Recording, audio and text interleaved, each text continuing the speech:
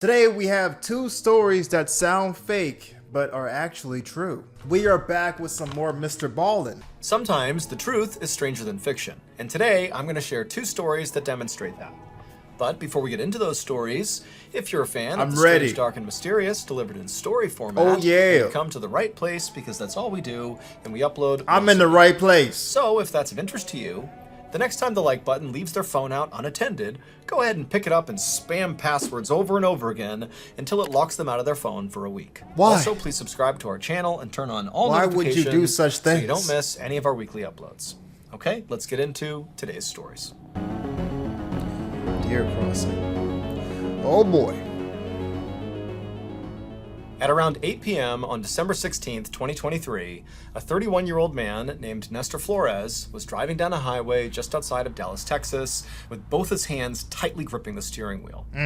Nestor was very stressed out on this ride. All he wanted to do was get home because he was worried that on this ride, he might get pulled over by police. I mean, this was a route he had driven a bunch, and he knew there were loads of state troopers that patrolled the area. And from his perspective, it seemed like they kind of pulled people over all the time. And Nestor had spent the night out with a couple of friends, and he had had a couple of drinks. You know, he didn't feel he had had too much to where he couldn't drive, but he knew if he did get pulled over, you know, he could be in trouble. And then on top of that, you know, in the back of Nestor's mind was the fact that he had had a couple of minor run-ins with the law over the past couple of years. And so he kind of had this fear of police already. And also, Nestor was not born in America. And so he was worried that on top of all that, if he got pulled over, you know, he could risk being deported. And so on whole, Nestor just does not want to see any police officer. He just wants to get home and go to bed. And so as Nestor is doing his best to not draw any suspicion to himself and is trying to follow all the rules of the road, he decides to have a sip of his Diet Coke. And his Diet Coke was right in the middle console. And so as he's driving eyes straight ahead, he reaches down and he grabs the Coke, he pulls it up, he uncaps it, takes a sip. But then as he puts the drink back down, again, he's keeping his eyes on the road, he hits something with the drink. And he feels the drink slosh out of his cup and it hits his hand. And instinctively, you know, he took his eyes off the road and looked down at the Coke, and he managed to put the drink back in its cup holder. And then when he brought his eyes back to the road, there was a deer in the middle of the road. He was too close to swerve out of the way, and so at full speed he smashes into this deer. The deer hits his front windshield and basically caves in the passenger side windshield. I have no idea why deers are just so mesmerized by our headlights. They'll run directly in front of your car, see that your car is coming at like high speeds, and just I guess our headlights put them in some sort of like trance, but I don't know, it's just really dangerous, obviously. And flips up and over the back of his car. And Nestor, amazingly, was composed enough to not swerve wildly post-impact. Because he knew if he did that, he could run into oncoming traffic or something. And so he just kept on going straight and gradually slowed down and pulled off the side of the road. And as he did, he looked over his shoulder, seeing if this deer was basically lying in the road, or even worse, maybe it hit some other car. But when he looked over his shoulder, the road was clear. There was no deer. Now, even though Nestor was obviously very shaken up at this point, I mean, he just had this horrible car accident with this deer, and he's already on edge about getting pulled over by police. But for the moment, it was just peaceful on the highway. You know, no cops were coming up to him, and he's pulled over to the side. You know, physically, he was okay. You know, it seemed like the deer was okay. It clearly ran off the road or something. And there was damage to his car. I mean, the deer really smashed in the front of his car, and the windshield, especially on the passenger side, was basically caved in. Oh, not a real photo. But Nestor was able to see through his side of the windshield, and when he put the car back in drive and hit the gas, the car seemed to drive just fine. And so even though Nestor felt kind of bad that he had smashed this deer, he thought, you know, what am I gonna do? Go find the deer and make sure it's okay? Like, he can't really do anything. It's nighttime. And so he made the decision that, you know, nobody saw this, and it seems like everything's okay, so I'm just gonna drive home and I'll take care of my car tomorrow. But after driving 38 more miles from the impact site, Nestor's car began making this horrible rattling sound from the engine, and also smoke began to billow up out of the front of his car. And so Nestor knew, you know, this is so conspicuous, he's gonna get pulled over if he doesn't stop. And so feeling really annoyed, because he was actually pretty close to home at this point, Nestor pulled off the highway and came to a stop in a parking lot of a fast food restaurant.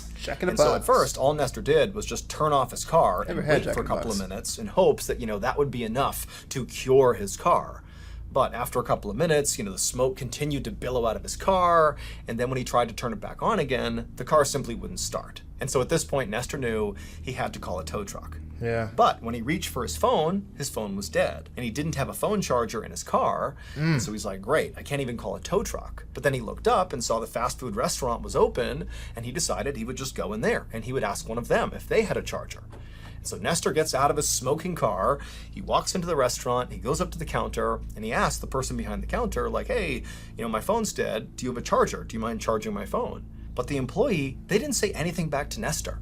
They just stood there with their mouths open and their eyes wide, staring at Nestor. Like What? They couldn't believe what they were looking at. And so Nestor's thinking, like, what's wrong with this person? Hey, do you have a charger or not? Oh, and God. the employee, who by this point is pale as a ghost, just shook their head at Nestor. Like, no, they don't have a charger. What? And then they just stood there, still staring at Nestor. And so now Nestor is genuinely just furious. I mean, the whole night has completely derailed here. Don't tell me Nestor is like dead or something and his ghost is like just wandering around. It can't be that, right? It can't be that. Or maybe he has like a very severe injury and he just doesn't realize it yet. I don't know. All he wanted to do was get home, and it's like one horrible thing happens after another. And so Nestor was just like, okay, fine. And he turned around. Anybody else would probably go, what's going on, man? Was it something in my teeth? What's up, man? What's going on with you? At least I would, Left the restaurant and went back to his car, thinking maybe if I search the whole vehicle, there's bound to be a charger in there somewhere. And so Nestor gets back into his car, he climbs into the driver's seat, he shuts the door, and as he begins looking around his car for this charger, he begins to feel really sleepy. And actually, he eventually just kind of leans forward and falls asleep in his car. Oh! If trying something new opened up... More than 2 hours later, Nestor woke up to the sound of somebody tapping on his window. And so Nestor groggily turned and looked, and it was like the worst case scenario. It was a police officer who was shining his flashlight into the vehicle, clearly gesturing for Nestor to roll his window down. And so Nestor was totally compliant. He rolled the window down, and he looked at the officer, and before Nestor could even say anything, the officer said, "Get out of the car." So Nestor, he gets out of the car and he's thinking to himself, why is he acting so aggressively towards me? Like, what have I done here? And so Nestor, he gets out of the car, and again, before Nestor can ask any questions, the officer just says to Nestor, "What happened tonight? Like, what's going on here?" And so Nestor, he knows his car is jacked up, and here he is sleeping in the parking lot. And so he turns to the officer and begins explaining the deer story. He was driving down the road, he hits this deer, it went over the top, he didn't see it, he didn't report it. And as he's telling the officer this, he's thinking, oh my gosh, like, is there a law? Like, if you hit a deer, are you supposed to report it? Is that what's going on? Maybe Like, sir, you actually hit a homeless person? the deer did die, and it was in the middle of the road, and somebody saw his license plate, and now the cop was here. And so Nestor began to panic, trying to explain the logic behind leaving the deer and how sorry he was. He should have stopped. He should have called the police. But the officer finally just put up his hand, telling Nestor to stop talking. And then the officer took his flashlight and he shined it past Nestor at his car. And when the officer did that, the officer immediately grabbed his radio and began barking orders into it, saying he needed backup. And so Nestor's What? like, what is going on here? Like, this whole night has been such a disaster. Like, what did I do? And so Nestor, he turned to see what the cop was looking at on his car that would elicit such a big response And he from saw him. himself. And when he looked at the passenger seat of his car, where the cop's light was now shining, Nestor froze for a second and then just started to scream. It would turn out What? that even though Nestor believed he'd only had, a few drinks and he was okay to drive, the reality was he was completely annihilated drunk and should never have been behind the wheel.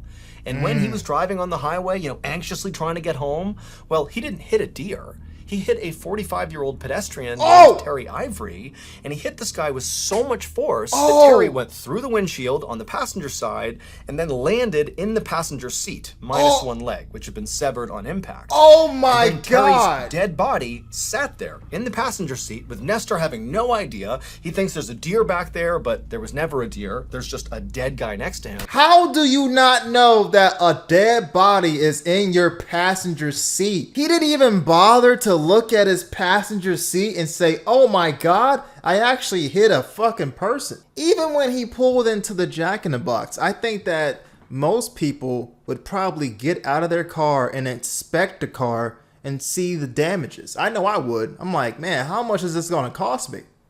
I mean, if you thinking you hit a deer and you hit a whole ass dude, then yeah, you gotta be pretty freaking drunk, man. And Nestor just drove 40 more miles with Terry's dead body next to him. And then Wow. when Nestor's car began to smoke and make noises, he pulled off the highway to that fast food restaurant parking lot. And then when he went inside the restaurant to try to had get to a be phone toe charger, up. the reason that employee was so shocked to see Nestor and could basically not even speak when Nestor was trying to talk to them was because Nestor was covered practically head to toe in blood. Wow. Terry's blood. Now, it's not entirely clear why that employee did not immediately call police, but, Right. you know, after Nestor left the restaurant, went back to his car, and fell asleep, during the time Nestor was sleeping, someone inside the restaurant did call the police, and that's why they showed up and knocked on Nestor's glass. Nestor was charged with collision involving death in December of 2023. However, his case has not yet been adjudicated. Just don't. Well, what's the moral of the story, ladies and gentlemen? Don't drink and drive. It's pretty simple. It's pretty freaking simple, man. Oh boy. On the afternoon of December 15th, 1997, a brand new mother named Luz Cuevas sat on her couch in her little apartment in Philadelphia, Pennsylvania, cradling her beautiful 10-day-old baby girl, who she had named Delamar Vera.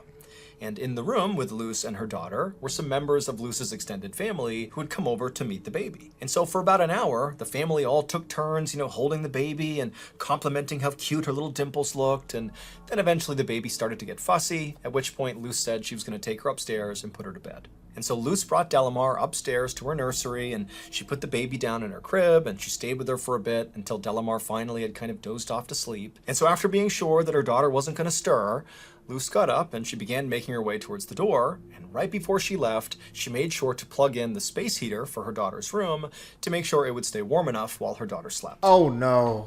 No, Mr. Baldwin, please. Please. I hope what I'm thinking isn't going to actually happen. Please.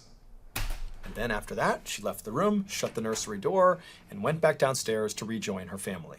Luz's family didn't stick around much longer after Luz came downstairs, and after they were all gone, Luz realized she was totally exhausted and her daughter was still fast asleep upstairs, and so Luz decided she would also lie down and try to take a nap herself. Oh no. But as soon as she closed her eyes, she heard this loud thud sound coming from the second floor, and it sounded like something really heavy had smashed into the ground, and she's thinking, you know, her daughter's up there. Could that be her daughter somehow falling out of the crib or something? Right, And go so check. Luz jumped up, sprinted upstairs, and as she looked down the hall, she could clearly see there was black smoke Damn. billowing out of her daughter's nursery. And so Luz charges down the hall, she opens up the door, and she looks into her daughter's room, and it's completely engulfed in flames. I mean, everything is on fire, but it's her baby girl in there, and so without any hesitation, Luz charges into the inferno. But when she Damn gets right. up to the crib, like the crib is so completely on fire. Wow. When she looks in, she can't even see her daughter. What? And so in a craze, she begins looking around the room, thinking maybe my daughter did fall out of the crib, and she's somewhere else in the room, but everything is on fire. She can't see anything. And so as Luz is like literally catching on fire and breathing in all the smoke, she's screaming for her daughter. And then a couple of minutes later, firefighters burst into the door and they literally drag Luz out of the nursery. Damn. She hasn't found her daughter. She's screaming, you know, where's my baby? Damn. The firefighters, they bring her outside. And just a couple of minutes later, they were able to extinguish this blaze. And after they came out of the house again, they found Luz, who had all these terrible burns in her body, and she's totally messed up from this fire. And they tell her that, unfortunately, her daughter was dead. Damn. After Delamar's death, Luz's life... Damn, man. Damn. Yeah, I knew.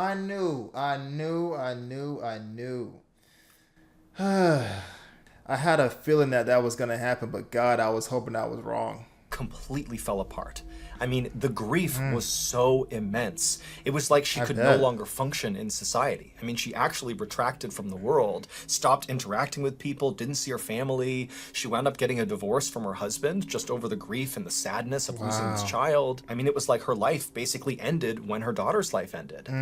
But on top of that, Luz also felt this incredible sense of guilt because after the fire, the investigators told her that the cause of the fire, although not conclusive, was very likely from that space heater she had plugged in right before she had left the room. And so, Right. of course, you know, Luz is feeling this incredible burden for having potentially killed her daughter, but also she just began to obsess over the details because, again, it wasn't conclusive that it was the space heater. That was their best guess as as to what caused the fire. And What so else Luce could it have began to been? wonder, like, was it something else? Was it preventable? You know, like, what was it? Basically, Luce became completely obsessed with what happened to her daughter. It was like the only thing she ever thought of for years.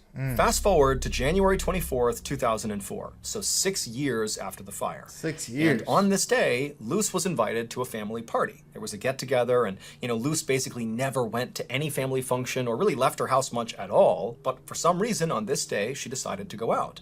And so she goes to this party, and when she gets there, remember, Luce has basically been a recluse for the past 6 years, and so she's not going to immediately start socializing, and so instead, she just goes in the house and kind of finds a spot in the back, kind of away from everybody else who's chatting, and just stands there, kind of people watching. And as she's Sounds doing like me. that, something catches her attention off to the side. And when she turns to look at it and sees what it is, she immediately just freezes. 3 days later, What? Luce walked into the office of a local state legislator, and after saying hello, she sat down, reached into her purse, and pulled out a little plastic bag that contained a folded up napkin. And she slid it across the table to the legislator. And so he picked up the bag and stared at it inquisitively as Luce dove into this wild explanation about what was in this bag and why she was here. And at the end of this totally off-the-wall, insane-sounding story, the legislator was left just kind of staring at Luce and looking back at the bag in total shock. And then finally, after a couple of moments of silence, the legislator just said, "Okay, yeah, I'll see what I can do." Huh. It would turn out the fire was not caused by the space heater that Luce had plugged in right before she left her daughter's room. Really? Instead, police believe after Luce came downstairs and tried to take a nap, somebody broke into her apartment, went into the nursery, and set the fire on purpose. What? Not before abducting the baby. And that person was one of Luce's own family members who had been at her apartment that day celebrating the birth of Della Marvera. What? That is insane. You're telling what? That's insane. I'm shocked and happy because that means that the baby, wasn't killed in the fire. But at the same time, holy hell, who would have guessed that? One of your family members broke into your house, took your child, and staged it as if the space heater caught on fire, in which it killed her baby, right? That's completely off the wall, I would be angry and also very relieved and happy, but you know how much trauma this person just gave her for 6 years? I'm thinking that, my child is gone and it was all my fault, all the therapy, just all the grieving. And that's a very traumatic experience to make someone go through. For what? For what? Luce's husband's cousin, Carolyn Correa. And in fact, on the Wait, same Luce's husband's cousin. Okay. day, before the fire and before the abduction, Carolyn made a point to announce to the whole family that she was pregnant, even though she wasn't. It was just going to be her cover story for why she suddenly had this brand new baby. 6 years later, when Luce was at that family party, well, the thing that caught her attention on the other side of the room was her daughter. She literally saw her daughter, and even though she hadn't seen her in 6 years, she instantly knew it was her that's because my of her baby. distinctive dimples. Now, Luce knew she couldn't just suddenly yell out, "That's my daughter!" So instead, she I would came up be with this plan. enraged. She walked up to the girl and very discreetly said, "Hey, honey, I think you got some gum in your hair." And so as she pretended to pull gum out of the child's hair, she carefully plucked a few strands and put them inside of a napkin and put it inside Smart. of a pocket. And then 3 Smart. days later, she brought that hair inside of that plastic baggie and she gave it to the legislator and basically said, "Here's what I think happened. I think she stole my kid. Can you test it for DNA to prove that girl is my daughter?" And the legislator was like, "Okay, I'll give it a shot." And lo and behold, that hair would prove that girl at the party was her daughter. Woo! That's crazy. As soon as I get this information, and if it were my daughter and I was, I'm putting myself in her shoes right now, I would be so happy, but I would also be so livid. I'd be so angry. I would confront that family member face to face. And it'd be very tough to not put my hands on that person, man. Think about it. 6 years of thinking that you killed your child from a space heater fire. And you have all this guilt, all this trauma. You mean you basically are a loner? You don't know how to like socialize anymore, really? You barely go out because you keep beating yourself up because you think that your baby is gone and it's all your fault. And lo and behold, you go to a function with your family and you're like, damn, that looks like her. And then, of course, you get, her hair strand and, you go and test it and it's actually your child. How would you feel? I mean, all the emotions, man. I would, I don't know what I would do, man. I would be so angry, but also very happy. Like 6 years lifted. But at the same time, I would just, I don't know. I would still probably need to go to therapy, honestly. But this is a wild story, man. Wild. She did not die in that fire. Carolyn Correa was sentenced to 9 to 30 years in prison for abduction. She originally had an arson charge against her as well. I can't but believe investigators could not actually prove how the fire started, and so they ultimately dropped those charges. Officials also launched an inquiry into how the fire department had handled the original investigation, because Luce had tried to convince fire officials that, maybe her daughter had not died in the blaze. Right. Maybe she was just missing, because when Luce went into the nursery, she claimed she couldn't even find her daughter. But investigators had told her that the fire had burned so hot that basically her daughter had been totally incinerated, and that's why she couldn't find her. I mean, that's in reasonable. the end, though, because of her refusal to ever give up, Luce was ultimately reunited with her daughter. That's beautiful. Beautiful. I love that story. But okay, so if you're not listening to our I just feel so bad for the mother, though. Like, my goodness. I mean, who in their right mind would take a child that isn't yours, I remember watching a video one time about a lady that basically took a mother who was pregnant and from the hospital, and she took her, I think she like either knocked her out or no, she tased her. She tased her, then she ripped open her stomach to take out her baby.